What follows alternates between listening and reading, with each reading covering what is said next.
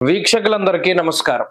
2025వ సంవత్సరం మే నెలలో ద్వాదశ రాశుల వారికి ఏ విధమైనటువంటి శుభాశుభ ఫలితాలు కలగబోతూ ఉన్నాయో తెలుసుకోవడానికి ముందు మే నెలలో ఉండేటువంటి ముఖ్యమైన గ్రహాల తాలూకు స్థితిగతులను గనక పరిశీలన చేస్తే మే నెల 7వ తారీఖున చాలా కాలంగా బుధుడు మీనరాశిలోనే సంచరిస్తూ ఉన్నారు.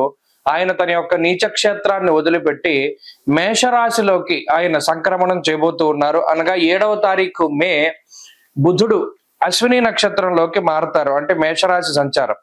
అలాగే 15వ తారీఖు మే 2 సంక్రమణాలు కనబడుతూ ఉన్నాయి. ఒకటి వృషభ సంక్రమణం, అనగా రవిగ్రహం వృషభ రాశిలోకి సంచారం చేస్తారు.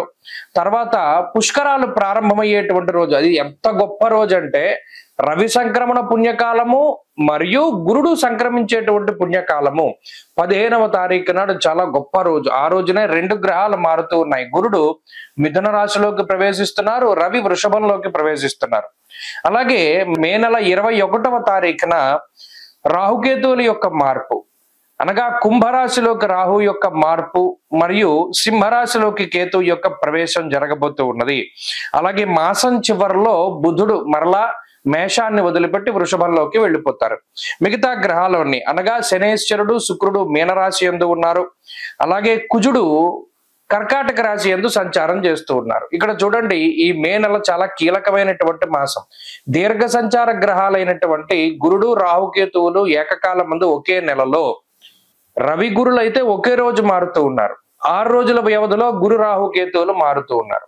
మరి ఈ గ్రహ సంపత్తిలో మే నెల అసలు ఏ విధంగా ఉండబోతూ ఉన్నది అనేటువంటి విషయాన్ని మనం తెలుసుకుందాం. వృషభ రాశి వారికి మే నెల సానుకూలమైనటువంటి ఫలితాలని ఇస్తూ ఉన్నది. లాభస్థానం ముందు ఉండేటువంటి శనేశ్వరుడు, లాభస్థానం ముందు ఉన్నటువంటి శుక్రగ్రహాలు అనుకూలమైనటువంటి ఫలితాలను ఇస్తూ ఉండగా, ఈ మాసంలోనే జన్మగురుని యొక్క దోషం తొలగిపోతూ ఉన్నది. 2వ స్థానమందు గురుని యొక్క స్థితి చాలా యోగ్యమైనటువంటి ఫలితాలను ఇస్తూ ఉంటారు.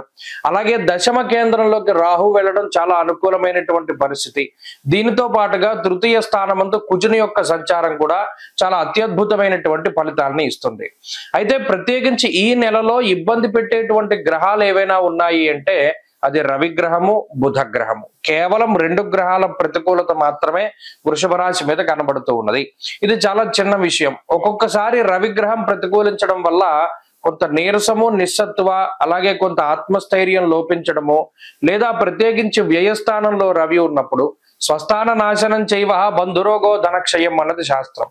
కొన్ని సందర్భాల్లో ధనాన్ని నష్టపోతూ ఉండేటువంటి పరిస్థితులు, కొంత ఆర్థిక ఇబ్బందులు ఏమైనా రవి వల్ల వస్తే రావచ్చు. కానీ మిగతా గ్రహాల తాలూకు శుభ ఫలితాల వల్ల రవిచ్చేటువంటి చెడు కూడా కొంతవరకు దాన్ని మిగతా గ్రహాలతోటి ఓవర్కమ్ చేయగలుగుతారు. ఉదాహరణకి వ్యయస్థానం ముందు ఉన్నటువంటి రవి ఖర్చును సూచిస్తే, 3యంలో ఉండేటువంటి కుజుడు సౌఖ్యాన్ని, ధనలాభాన్ని కలిగిస్తూ ఉంటారు. అంటే రవిచ్చే చెడు ఫలితాన్ని కుజుడు తీసేస్తారు. ఇంకా దానితో పాటుగా లాభస్థానం ముందు శనేశ్వరుడు ధనధాన్యాది వృద్ధించ అన్నారు. అంటే ఆర్థికంగా కొంత ఖర్చులున్నా దాన్ని మించినటువంటి ఆదాయం వల్ల ఆర్థిక లోటు అనేటువంటిది ఉండదు. ఇక బుధుడు బుద్ధికారకమైనటువంటి గ్రహం. అటు 12వ స్థానమందు జన్మరాశి యందు స్థితులై ఉండడం వల్ల కొంత బుద్ధి చాంచల్యాన్ని కలిగించినప్పటికీ, దేవగురువైనటువంటి బృహస్పతి జన్మరాశిని వదిలిపెట్టి 2వ స్థానానికి వెళ్ళినప్పుడు ఆయనే మేధస్సుకు కారణం కాబట్టి బుధుడిచ్చే చెడు ఫలితాలని గురుడు తీసేస్తాడు. అలాగే లాభస్థానమందు శని, శుక్రగ్రహాలు, దశమంలో రాహు, ఇవన్నీ కూడా చాలా అనుకూలమైనటువంటి గ్రహ సంపత్తులే. గోవాజి గజ సంఘానాం క్షీరాన్నాది సుభోజనం అన్నది శాస్త్రం. ఇక్కడ ఈ గ్రహ సంపత్తి ఏం చేస్తోంది? సంఘంలో గౌరవ మర్యాదలు పెరిగేటువంటి విధంగాను, ఉద్యోగంలో ప్రమోషన్లు రావడానికి, లేదా ఆశించినటువంటి చోటికి ట్రాన్స్ఫర్లు కలగడానికి, సంతతి కలగడానికి, వివాహం జరగడానికి, లేదా ఏదైనా ఒక శుభ కార్యక్రమం జరపడానికి, ఇలా ఆనందదాయకమైనటువంటి విషయాలకి ఈ గ్రహస్థితి ఎక్కువగా ఉపయోగపడుతుంది. కొత్తగా వ్యాపారాలు ప్రారంభించడానికి, వ్యాపారాభివృద్ధికి, విస్తరణకి, చదువుకునేటువంటి వారు చాలా కాలంగా చదివి ఇప్పుడు ఎగ్జామ్ రాస్తూ ఉండి, అంటే ఏదైనా లాంగ్ టర్మ్ కోచింగ్లు తీసుకుని పరీక్షలు రాసేటువంటి వారు, కాంపిటేటివ్ ఎగ్జామ్స్ రాసేటువంటి వారు, వీరందరికీ కూడా ఈ గ్రహస్థితి చాలా గొప్పగా ఉపయోగపడుతుంది. అలాగే వృత్తి ఉద్యోగాల్లో ఎదుగుదలను సూచిస్తుంది. కుటుంబపరమైనటువంటి సంతోషానికి ఈ గ్రహస్థితి కారణమవుతుంది. ఆర్థిక ఇబ్బందుల్ని అధిగమించి ఆరోగ్యపరమైనటువంటి సమస్యల్ని అధిగమించడానికి కూడా ఈ గ్రహస్థితి కారణమవుతుంది.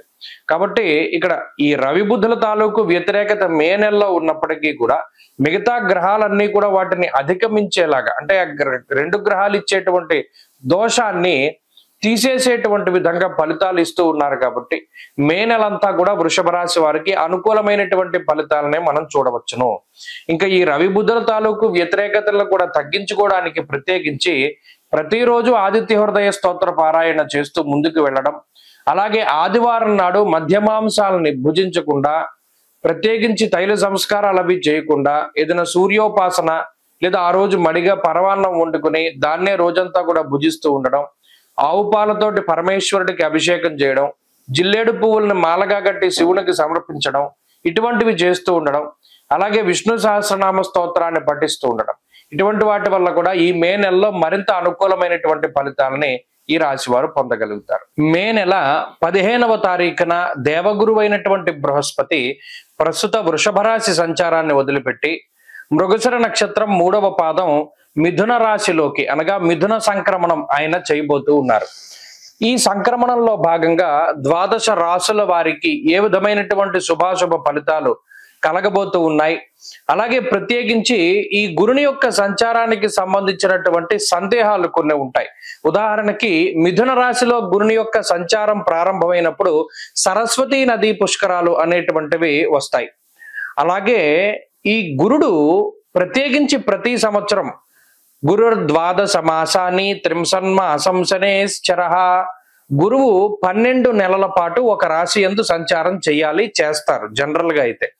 అయితే సంవత్సరంలో ఏమవుతుంది, కొన్ని సందర్భాల్లో అతిచార గతే జీవౌ, గురునకు అతిచారము అనేటువంటి ఒక అవస్థ ఉంటుంది.